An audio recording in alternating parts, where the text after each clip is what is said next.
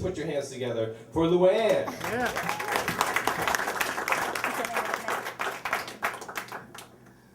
Yeah, that's good. Thank you. I'm not drunk.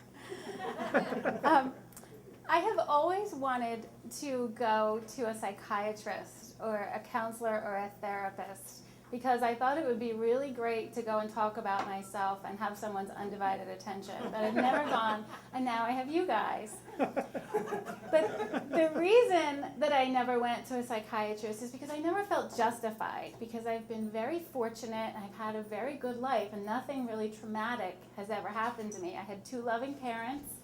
I was never neglected. I was never abused. I was never in a fire.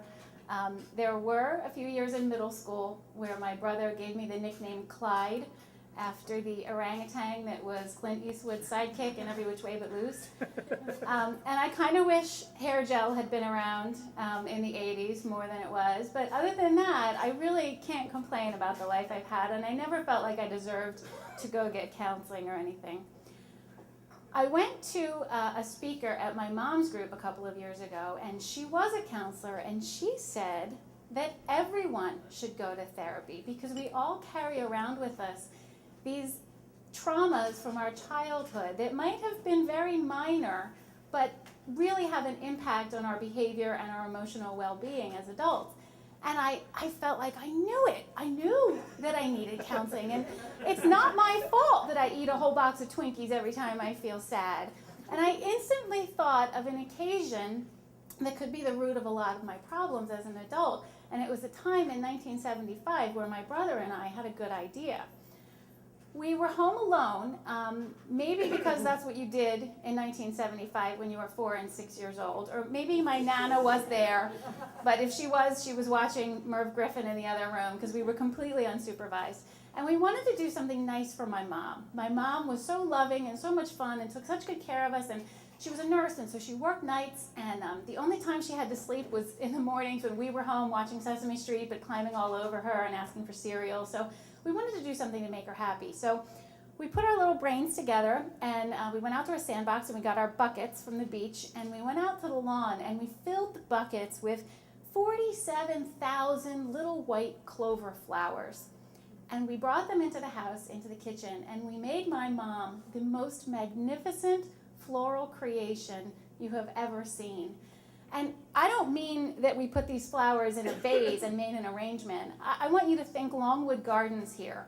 We took these flowers and we decorated the kitchen, and we stuck them coming out of cabinets and in the Mr. Coffee and in the salt and pepper shakers and in every drawer and in every crevice that we could find. And it felt like hours we worked on this. And it was art.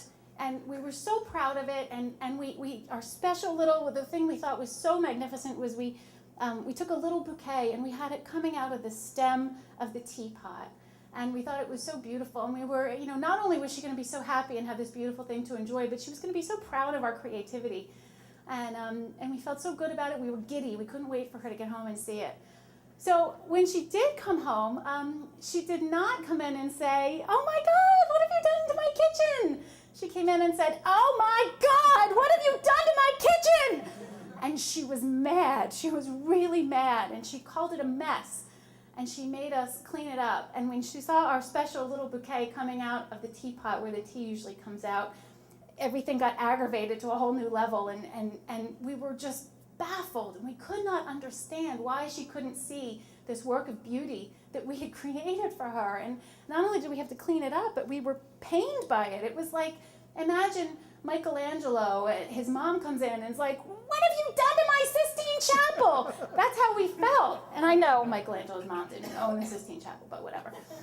So as a parent now, I remember this incident, and I try to be very careful with my own children, and I try to pay attention to their emotional state and respond appropriately when they seem excited about something.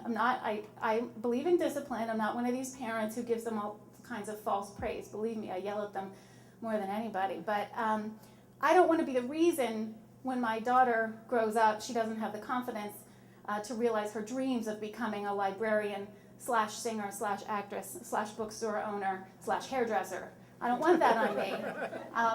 When my son tells me for the 11th time in a day that he knows how to spell because, Because, I nod and I smile because I'm proud of him and I know he wants that feedback from me. And this incident with the flowers haunted my brother and I so much, we were so confused by it that we still talk about it.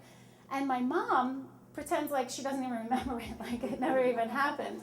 But my brother and I still talk about it, and I think it's made us closer that we went through this together, even though he lives in Ohio. So we're pretty close, and we give each other, mostly because we're broke and lazy, we give each other sort of non-traditional gifts during holidays and birthdays and stuff. And so, like for one Christmas, my gift, he grew a mustache in my honor, and that was my Christmas gift. And so then for his birthday, the following year, I had a mole removed from my face. And they won't give you the mole. I tried to get it, but they sent it to a lab or something. But I did dissect a raisin and put it in a little jar with some ginger ale, and that made a nice birthday gift for him. So last year for my birthday, my brother happened to be visiting, and I came home and there was a big sign that said, "Welcome to the best birthday ever." And I followed the signs into my kitchen, and there was my brother grinning from ear to ear, and my son and my daughter and my niece all smiling and bubbly and happy. And my kitchen was covered with little white clover flowers. In every crevice, in every drawer, there was a special little bouquet coming out of my teapot, and I was very touched, and I hugged them, and I thanked them, and I smiled, but in my head I was silently screaming, "Oh my God, what have you done to my kitchen?" Thank you.